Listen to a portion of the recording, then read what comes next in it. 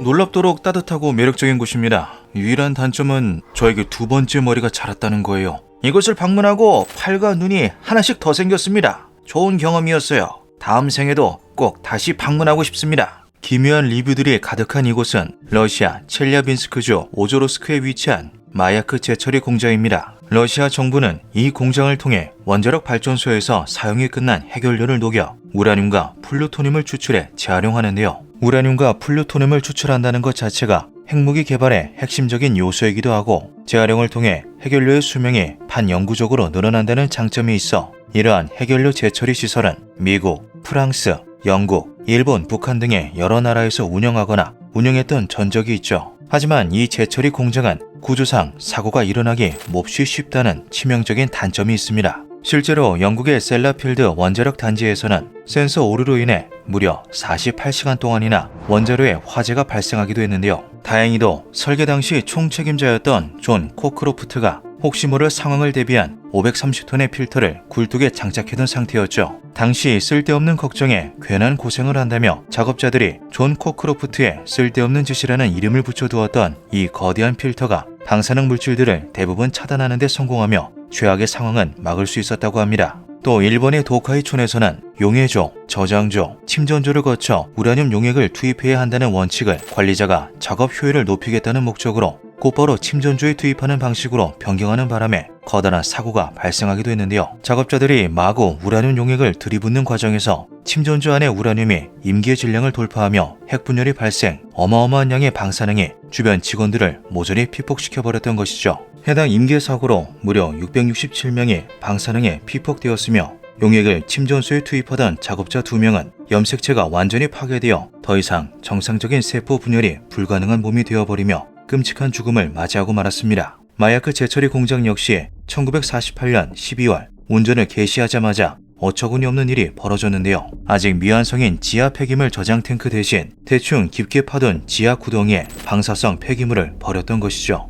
무려 2년간의 불법 투기는 서서히 근처의 데카강에 고농도의 방사능을 축적시켰고 이 강을 식수원으로 쓰던 24개의 주변 마을이 모조리 피폭당하게 됩니다. 수만 명에 달하는 마을 주민들이 원인을 알 수 없는 각종 질병에 시달렸고 곳곳에서 기형아가 태어났는데요. 더욱 끔찍했던 것은 소련 정부의 대처였죠. 소련 정부는 방사능 유출 사실을 숨긴 채 각종 핑계로 마을 주민들을 타지로 이주시켰습니다. 하지만 가장 큰 마을 중 하나였던 무슬류모프를 제외한 몇몇 마을들은 예외였는데요. 무슬류모프는 현재까지도 전쟁에 강제로 동원되는 등 각종 차별을 당하고 있는 소수민족 타타르족이 거주하는 마을이죠. 소련은 이곳을 만성적인 저설량 방사선에 사람이 수세대에 걸쳐 노출될 경우 어떤 일이 벌어지는지 연구하기 위한 실험장으로 삼았고 매년 마을에 방문해 귀중한 데이터들을 수집하는 만행을 벌였습니다. 1952년 폐기물 저장 탱크가 완공된 이후에도 사고는 계속해서 발생했는데요. 1953년 3월 15일에는 임계 사고로 직원들이 피폭을 당했고 1955년 10월 13일에는 작업 도중 장비가 파열되며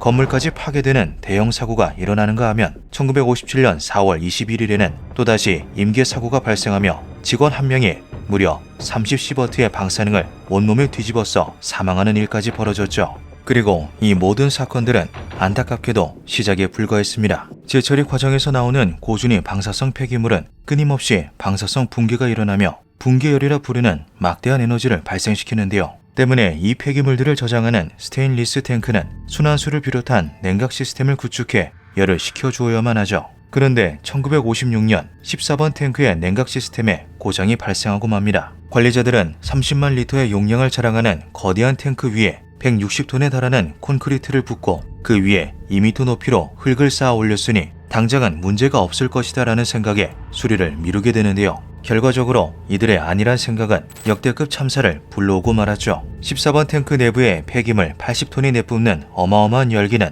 지속적으로 질산 암모늄을 생성했고 이런 일이 약 1년간 반복되었습니다. 질산 암모늄은 대놓고 폭발을 유도해도 잘 터지지 않을 정도로 성질이 둔감한 물질이지만 대량으로 쌓인 상태에서 한 번 폭발하게 되면 그 파괴력이 타의 추종을 불허하는데요. 대표적인 질산 암모늄 폭발 사고인 텐진 항구 폭발 사고는 인공위성에서도 관측이 되었을 정도였으며 베이루트 항구 폭발 사고는 가히 핵폭탄을 연상케 하는 참상을 불러왔었죠. 그리고 1957년 9월 29일 일요일 오후 4시 22분 마침내 대참사가 벌어지고 말았습니다. 초고온의 탱크 내부에서 일어난 불길이 거대한 폭발을 일으켰고 그 어떠한 상황에서 안전하리라고 믿었던 콘크리트 뚜껑이 종이 조각처럼 흩날렸는데요. 인류 역사상 유일한 6등급 원자력 사고 키시팀 사고의 시작이었죠. 폭발의 충격으로 방사능 폐기물들이 상공 1km 위까지 치솟으며 사방으로 퍼져나갔습니다. 귀청을 찢을 듯한 폭발음에 밖으로 뛰쳐나온 주변 시민들은 강렬한 방사능이 대기를 이온화시키며 희미한 분홍색과 연한 푸른빛을 만들어내는 기괴한 광경을 목격하게 되는데요. 하늘을 뒤덮은 두터운 방사능 먼지는 바람을 타고 흩날리며 광대한 지역에 쏟아져 내렸죠. 인류 역사상 손꼽히는 대재앙이 발생했음에도 불구하고 소련 정부는 이 사실 자체를 철저한 기밀에 붙였습니다. 사고가 발생한 지 일주일이 지나서야 방사능 오염지대의 주민 1만 명을 대피시키는 작전만이 시행되었을 뿐이었는데요. 물론 이 과정에서 주민들에게는 그 어떠한 설명도 없었죠. 키시팀 사고로 인해 약 47만 명 이상이 피폭 피해를 입었다고 추정되며 수많은 사람들이 이유도 알지 못한 채 고통스러운 죽음을 맞이했습니다. 곳곳에서 기형아가 태어났고 온갖 질병들이 발병했지만 그 원인에 대해 아무런 고지도 받지 못한 시민들은 반영구적으로 오염된 대지 위에서 계속해서 삶을 이어갈 뿐이었는데요. 이들의 비극은 여기서도 끝나지 않았죠. 키시팀 사고 이후에도 마야크 제처리 공장은 끊임없이 가동되었습니다. 그 과정에서 크고 작은 임계 사고들이 되풀이되며 여러 명의 직원이 희생되었지만 이후 벌어진 일에 비하면 아주 작은 사고에 불과했는데요. 마야크 공장은 그동안 탱크에 넣을 수 없을 정도로 뜨거운 방사능 폐기물을 근처의 카라차이 호수에 저장해두고 있었죠. 이 호수는 지하수를 통해 바다로 연결되어 있는 데다 최고 수심이 4m밖에 되지 않을 정도로 얕아 절대로 이런 용도로 사용해서는 안 되었지만 당장의 편리함을 추구하던 윗선에 의해 카라차이 호수는 죽음의 호수로 변하고 맙니다. 문제는 1960년대부터 이 지역에 가뭄이 들기 시작했다는 것이었는데요. 바싹 마른 호수 밑바닥은 총 18경 베크렐 이상의 방사능이 함유된 흙먼지가 되어 바람에 뒤섞였고 무려 50만 명이 넘는 인근 주민들이 또다시 피폭에 시달리게 되죠. 생각했던 것보다 심각한 피해가 발생하자 소련 정부는 부랴부랴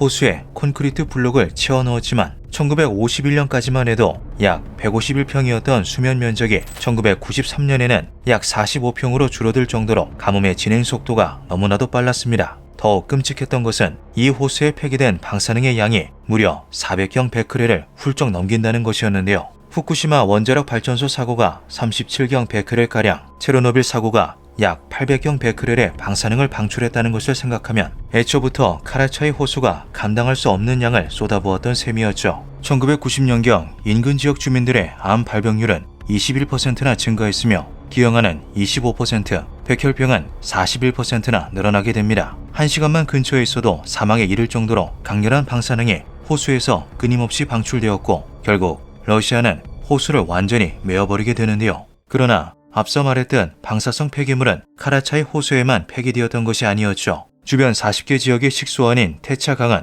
이후에도 계속해서 폐기장으로 활용되었고 그 결과 수십억 리터를 가뿐히 넘기는 양의 방사성 폐수가 강물로 흘러들어갔습니다. 안타깝게도 이 강은 식수원인 동시에 마을 주민들에게 필수적인 삶의 터전이었는데요. 최근까지도 인근 주민들은 이곳에서 방사능에 오염된 물고기를 잡아 기니를 때우고 있으며 때로는 물속에 들어가기도 하죠. 방사능의 지속적인 영향으로 수많은 사람들이 목숨을 잃자 일부 지역이 민간인 출입 금지로 지정되는 등 몇몇 조치가 취해졌지만 지금 이 순간에도 여전히 수많은 주민들이 방사능에 시달리는 중입니다. 심지어 민간인의 출입이 허용된 지역에서도 과도할 정도로 높은 방사능이 검출되는 등 21세기라고는 믿기지 않는 일들이 벌어지고 있는데요. 2017년 9월 유럽 전역의 대기에서 방사능 수치가 급증하며 수많은 나라들이 일제히 조사에 나섰죠. 스위스 연방 공중보건국, 프랑스 원자력 안전연구소, 독일 연방 방사능 방호청 등 여러 정부기관의 심도 깊은 조사 결과 방사능의 근원이 우랄 산맥 남쪽, 즉 러시아 첼리아빈스크라는 것이 밝혀집니다.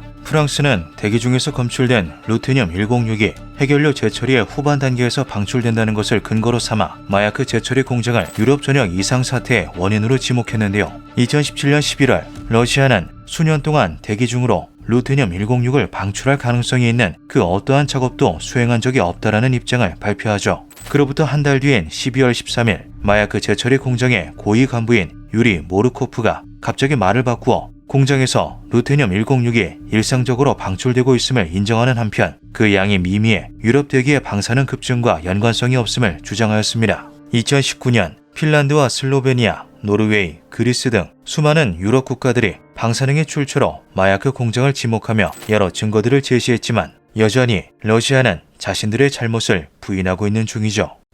기묘한 밤이었습니다.